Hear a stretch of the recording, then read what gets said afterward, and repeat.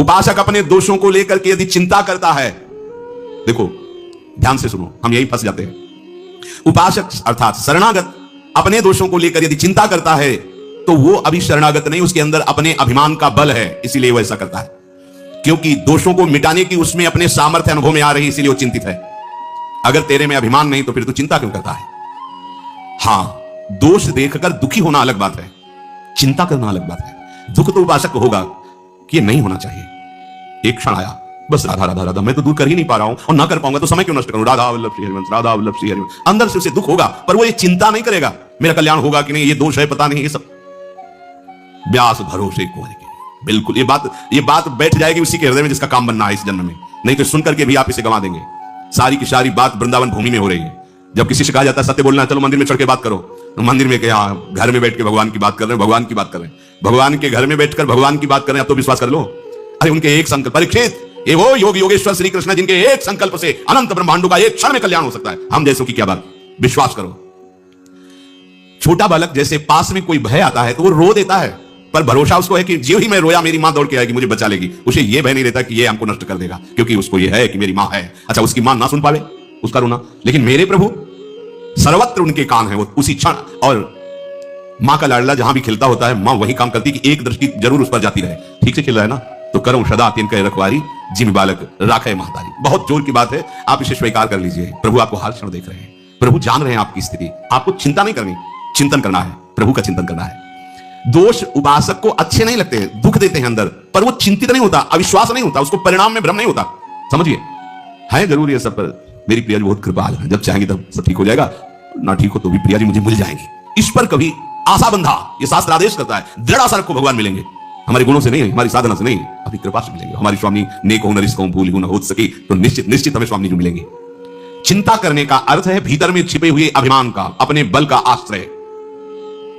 यह भक्तों में भी हो जाता है। जैसे द्रौपदी जी का चीर खींचा तो पूरी सभा की तरफ देखा, पांडवों की तरफ देखा, भीष्म जी की तरफ देखा, अपनी भुजाओं से पकड़ा, दांत से पकड़ा। जब ये शब्द देखा कि अब कुछ नहीं हो सकता, अब तो केवल श्री कृष्ण, तो इतना विलंब क्यों किया? पहले ही श्री कृष्ण का आश्रय इतना दृढ़ होता तो महल से ही नहीं छू सकता था, महल में ही नहीं छू सकता था दुशासन, वही चमत्कार प्रकट हो जाता। अब पूरा का पूरा छोड़कर जे भी हे श्री कृष्ण द्वारिका आवास, यही से बढ़ गया पट। कहीं कुछ उनको आना जाना थोड़ी, इतना बोलना था कि खिंचा हुआ वस्त्र बस यहीं से खिंचता रहा, यहां से हट नहीं पाया। उपासक अपने अंदर जब तक बल रखता है अपने बचाव का, बहुत ध्यान देने योग्य बात है, अपना अहंकार बचा के रखता है, तब तक भगवान नहीं आते। नहीं आए द्रौपदी जी नहीं आए। और परम प्रिय सखी हैं, बहुत प्यार करते हैं प्रभु द्रौपदी जी को। कृष्णा के कृष्ण जो संधि को जा रहे थे तो उन्होंने ऐसे बाल करके दिखाया, प्रभु इन्हीं केशों को पकड़कर सभा में खींच कर लाया गया था। आप जानते हो इन केशों को हम कब बांधेंगे, आपको पता है। भगवान संधि कराना चाहे संधि ना हो। दूसरी बात, यह हमें पक्का विश्वास है कि हमारे गुण दोष से भगवत प्राप्ति नहीं होगी। भगवान कृपालु हैं, प्रियालाल कृपालु, उनकी कृपा से हो जाएगी। हम उनके ये किसी से प्रमाण लेने की जरूरत नहीं, इस विषय में किसी से प्रश्न करने की जरूरत नहीं, निश्चय खड़ा हो जाएगा। सबकी मति भिन्न भिन्न है, एक भी शब्द शास्त्र से विलग नहीं विश्वास करना। अच्छा, केवल शास्त्र ही नहीं है, हाँ, छाती भी साथ में लगी हुई है, क्योंकि यही हमारा बल है, यही हमारा जीवन है, इसी से हम जीवित हैं। चाहे परमार्थ में जीवन समझ लो, चाहे स्वार्थ में जीवन समझ लो, यही हमारा जीवन है, इसी से जीवित है। तो अब संशय की जरूरत नहीं, क्योंकि जहां प्रश्न करोगे तो वो अपनी स्थिति और मति के अनुसार उत्तर देगा। ऐसे नहीं हो सकता है, पाप करो तुम भगवान के आश्रित होते, दोष तुम्हारे अंदर भोगना पड़ेगा तुम्हें। अब मरो जाके, जा अहम त्वाम सर्वपापेभ्यो मोक्षयिष्यामि मा शुचा। तू केवल सर्वधर्मान् परित्यज्य माम एकम शरणम व्रज। किसी की सुनना नहीं, ये भगवान बोल रहे हैं जिनसे हमारा काम बनना है, हमें किसी की सलाह की इसमें जरूरत नहीं। सीधे सर्वेश्वर भगवान बोल रहे हैं, अहम त्वाम सर्वपापेभ्यो। जो मेरी शरण में आ गया, तेसा महम समुद्धरता, उसकी साधना नहीं, तेसा महम, मैं समुद्धरता मृत्यु संसार सागरा। विश्वास कर लो, ना करो तो भटकते रहो। हित ध्रुव जो विश्वास है तब वही सुधरे बात, ना तो माया पंथ में फिरे जो टक्कर खात। दूसरी बात देखनी है, श्री भगवान के तेरे भाव अशुद्ध, तेरी वृत्तियां अशुद्ध, तेरे आचरण अशुद्ध। ये बताओ क्या और क्या चाहिए, क्या चाहिए? विश्वास नहीं ना, सत्संग में तो ऐसा सुना तो पता नहीं, तो चलो मरो जाके, बात पकड़ लो, बैठ जाओ। ये यहां केवल आश्रय से माला माल हो जाओ। कई बार आपको सुनाया, बहुत विद्वान है वाली, साधारण नहीं। लोग संध्या अपने घरों में करते होंगे, ये चारों दिशाओं के समुद्र में संध्या करता था, नित्य नित्य चारों दिशाओं के समुद्र में संध्या। रावण ने जाके ललकारा, दिग्विजय कर रहा था, भाई समय संध्या कर रहे हैं, हमें डिस्टर्ब मत कीजिए। अब मार ऐसे ककरी में दाब लिया और 6 महीने तक साधना संध्या आदि करता रहा। इसके बाद देखा कि होश में है कि नहीं, थोड़ा बोले जा अपनी लंका से। तभी जब अंगद के सामने मैं तब कहते वही रावण तो हो ना, जिसको बाली ने 6 महीने काख में दाब के रखा था। धर्मात्मा है, ऐसा नहीं कि उसको ज्ञान नहीं, शास्त्र का ज्ञान है, पर कुछ वासनाएं होती जिन पर विजय बिना भगवान की शरणागति की नहीं होती। सुग्रीव एक भी आचरण वाली जैसा, जो पवित्र आचरणों में वाली नहीं, महाबलशाली, शास्त्रीय बात कर रहे हैं, समुद्रों में जाके संध्या ऐसा।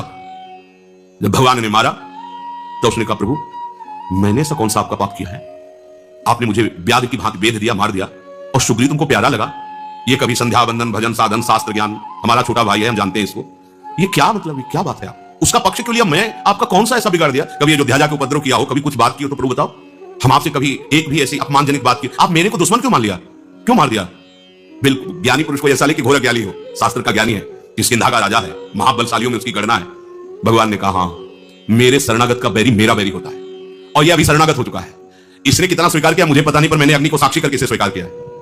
बात समझिए, इसने कितना स्वीकार किया मुझे भगवान करिए तो ये जानेगा, इसका आचरण बताएगा, लेकिन मैंने इसे स्वीकार किया, और मेरे शरणागत का दुश्मन मेरा दुश्मन होता है, इसलिए मैंने तुझे मारा। खास बात है, शरणागति कराने वाले परम पावन महाभागवत श्री हनुमान जी महाराज, तो शरणागति होती ही है किसी संत से, किसी संत महंत सदगुरुदेव की कृपा से जीव भगवान की शरण में होता है। तो तुम्हें अपने पर विश्वास हो या ना हो, तुम्हें संत सदगुरुदेव के द्वारा कराई हुई शरणागति जिसके प्रति, उसके प्रति दृढ़ विश्वास हो गया, सब बात बन जाए। कर तुम अकर तुम अन्यथा कर तुम सर्व समर्था सा ईश्वरा, हम ऐसे की तो थोड़ी शरणागत है, सर्व सामर्थ्यशाली, बस अपने धर्म से नहीं हिलना, आपको चिंता नहीं करनी। एक शंकर नाम के भगत थे, बड़ी श्रद्धा विश्वास पूर्वक शालिग्राम भगवान की आराधना करते थे। गंडकी नदी के किनारे एक गांव था, वहां उनका जन्म हुआ था, ब्राह्मण कुल में जन्म हुआ, बड़े धर्म से चलते थे, पर ब्राह्मणों का क्या तप ही धन होता है।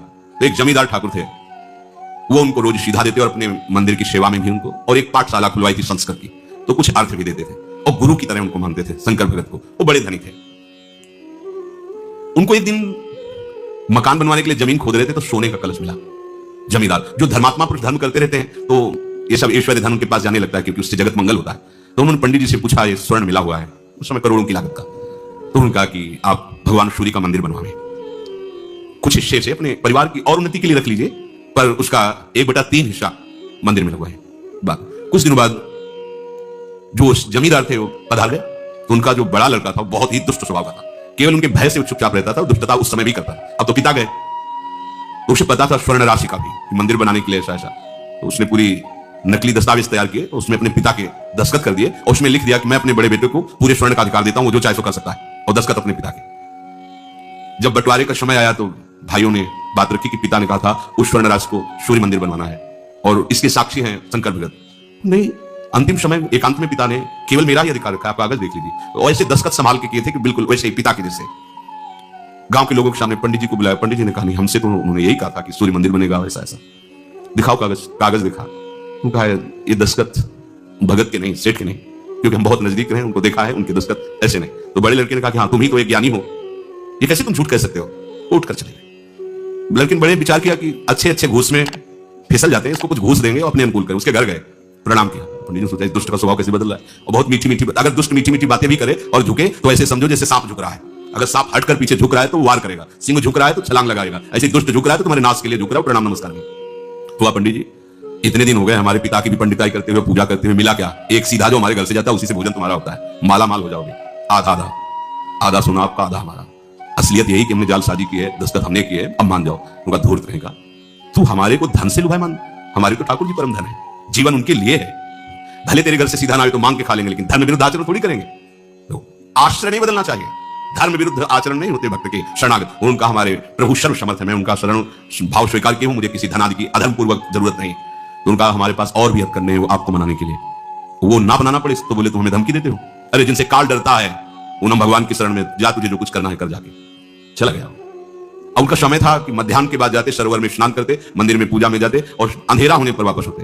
शंकर भगत वापस आ रहे थे अंधेरे में, और करोली चाकू खोज करके गया और कहा अब मान लो मेरी बात, अंधेरा है कोई है नहीं, मेरी बात मान लो, अभी कह रहा हूं आधा स्वर्ण तुम्हें दे देंगे, बात मेरी मान लो, नहीं तो तुम्हें जान से हाथ धोना पड़ेगा। बोले हमने तो पहले ही हाथ धो रखे हैं जान से, हमने अपनी जान तो प्रभु को समर्पित कर दी, तुझे जो भावे कर, अधर्म में कदम नहीं रखे। उसने चाकू ली, बस भगवान का स्मरण करते हुए गिर पड़े, वो तो भगा। जे भी गिरे श्वेक जैसे कोई दिव्य देश में आ गए हो। देखा सामने सुंदर अद्भुत अद्भुत लताएं हैं, एक कनक भवन है, उसकी भावना शालिग्राम की भगवान राम के प्रति। देखा कि सिया जो विराजमान, राम जी विराजमान, हनुमान जी महाराज उनके चरण पकड़े हैं, लक्ष्मण भरत शत्रुघ्न, ये सब आसपास राज दरबार लगा हुआ है। भगवान ने कहा आओ आओ, हनुमान जी ने गले लगाकर उनको परमानंद की अनुभूति हो रही, भगवान दुलार कर रहे हैं। अच्छा तुम्हारे लग गया, और ऐसे भगवान जी किए, वो सब घाव खत्म हुआ, एकदम आनंद, अभी तुम जाओ। अभी तुम जाओ, तुम्हारे द्वारा भक्ति का विस्तार होगा, धर्म की स्थापना होगी, और ये मेरा ही कार्य है। जो ऐसा कहकर भगवान ने दुलार करके आंख खोली उनको, जैसे सो के जगह हो। ऐसा लगा मानो स्वप्न में वो घटना हुई थी। ऐसे देखा कोई घाव नहीं, कोई कष्ट नहीं, चल पड़े। और आगे जब गए तो खून की उल्टी करते हुए वो पड़ा था जिसने चाकू मारी थी।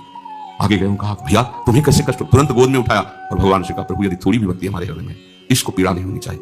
फिर उसको चेतना आई, उसका खून उगलना बंद। भैया क्या हो गया? तो बोले क्षमा करो, जे ही आपको मार के हटा तो पता नहीं कौन था, हमें परिचय नहीं, पर वो इतना बलवान था कि उसके एक थप्पड़ पर हम उस समय से खून नहीं डाल रहे हैं और हमें होश ही नहीं। अगर आप हमें गोद में न बैठालते, दुलार न करते तो मुझे होश ही नहीं होता। कभी गलती नहीं करेंगे, कभी बेईमानी नहीं करेंगे, हम सब सभा के बीच में कह देते ऐसा ऐसा। और आज से जीवन भर आपकी सेवा, हम जान गए कि भगवान की भक्ति में कितनी शान।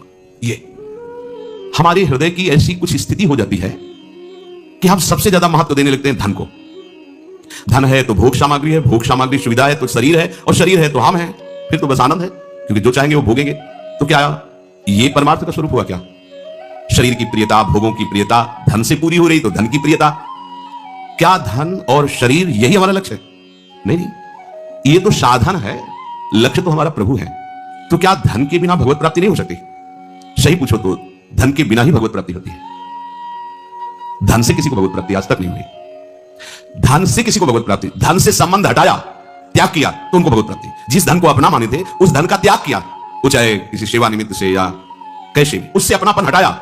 जहां धन का त्याग हुआ वहीं भगवत प्राप्ति की योग्यता आती जाती। जहां धन को अपना माना वो भगवत प्राप्ति की योग्यता खो देगा। ये अंदर की बात है। प्रभु को तुम अपना मानते हो या धन को अपना मानते हो, परिवार को अपना मानते हो, भोगों को अपना मानते हो, ये देखना होगा। नहीं तो जबान से कहोगे मैं प्रभु की शरण में हूं। अभी हम ठीक नहीं हो रहे हैं, वहां हमारे अंदर विकार है, हमारे अंदर अशांति, बड़ी परेशानी तुमने जमा कर रखी है, वो भी वो हटा देंगे। आओ शरणागत हो, वो हटा देंगे। रोना चिल्लाना मत, चुप रहो, वो हटा देंगे। उनको जो अच्छा लगेगा वही रखेंगे, नहीं हटा देंगे। तुम्हारे सोचने की जरूरत नहीं पड़ेगी, तुम तो केवल ऐसे हो जाओ। पर हम ऐसे होते कहां हैं? तो एक जगह स्वाध्याय करते हुए उसमें पढ़ा था कि अगर आपका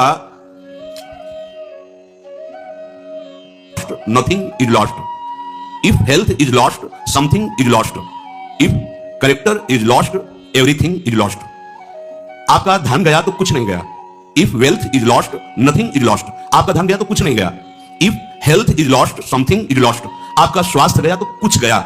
If character is lost everything is lost। आपका चरित्र गया तो कुछ नहीं रह गया, सब कुछ गया। हमारी उल्टा सोच है, चरित्र गया तो कुछ नहीं गया। हमारी उल्टा सोच से चल, चरित्र गया तो कुछ नहीं गया, स्वास्थ्य गया तो थोड़ा कुछ गया, और धन गया तो सब कुछ चला गया। और सिद्धांत क्या कहता है? If wealth is lost nothing is lost. तुम्हारी संपत्ति नष्ट हो गई, कोई परेशानी नहीं, कुछ नष्ट नहीं हुआ, तुम्हारी हानि नहीं हुई। If health is lost something is lost. स्वास्थ्य गया तो कुछ गया, क्योंकि इससे आप उत्तम साधना कर सकते थे। स्वास्थ्य बिगड़ गया तो आप साधना नहीं कर सकते, पर कुछ गया, सब कुछ नहीं गया। भले कठोर साधन न कर सके, राधा राधा तो बोल सकते हैं ना। If character is lost everything is lost. अगर आपका चरित्र चला गया सब कुछ चला गया। आज हमारी स्थिति है कि हम चरित्र पर ध्यान ही नहीं दे रहे। ये भारत देश है, यहां चरित्र की पूजा होती है। हम राम चरित्र गाते हैं, कृष्ण चरित्र गाते हैं, भक्त चरित्र गाते हैं, और हम भक्त बनना चाहते हैं। चरित्र को हमने भस्म कर दिया। चरित्र हमारा बिगड़ गया, सब बिगड़ गया। चरित्र गया, सब चला गया। आप देखो चरित्र की तरफ कहां देखा जाए। धन कैसे मिले? चरित्र बेच दो, शरीर बेच दो, धर्म बेच दो, धन मिलना चाहिए। भगवान मिलेंगे, परमार्थ बनेगा? नहीं। हमारे प्राण चले जाएं पर हम धर्म विरुद्ध आचरण स्वीकार ना करें।